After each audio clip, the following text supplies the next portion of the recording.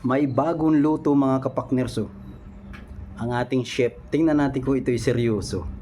Ano ang tawag dito ay atay? Atay ng baka. Ba.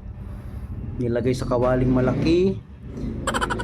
Pinapatakan ng Okay. May dahon ng guyabano dyan. Ginupit-gupit na pandan. Kasama pang batuyo na. Yan, luto na. Ano kaya experiment din eh. Tingnan natin kung seryoso or hindi. Nilagyan ng asin. Tapos saka ipiprito. Pinalutong na atay ng baka.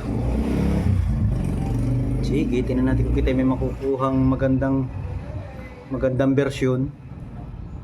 Okay, may sili na agad.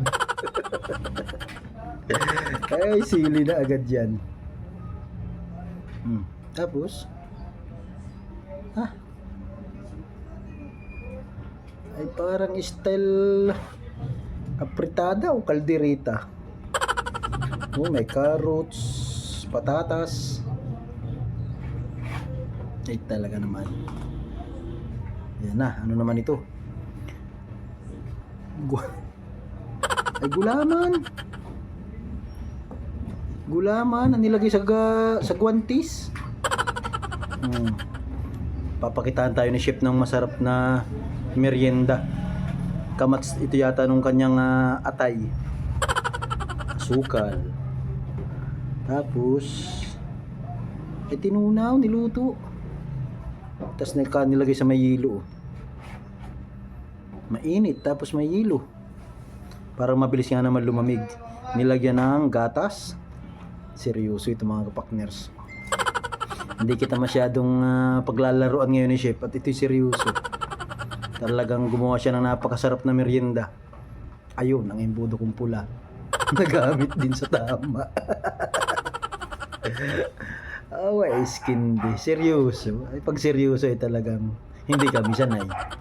Dapat ay may mikos-mikos na nagaganap. Ice candy nga ni ay makamasarap ng ice candy natin. Nilagay na sa freezer para mga tama ang proseso ngayon. Ito na yung atay, mayroong kanin, ay pastil lang style tapos gagawin suman. Okay, mas masarap yan, mas mabango.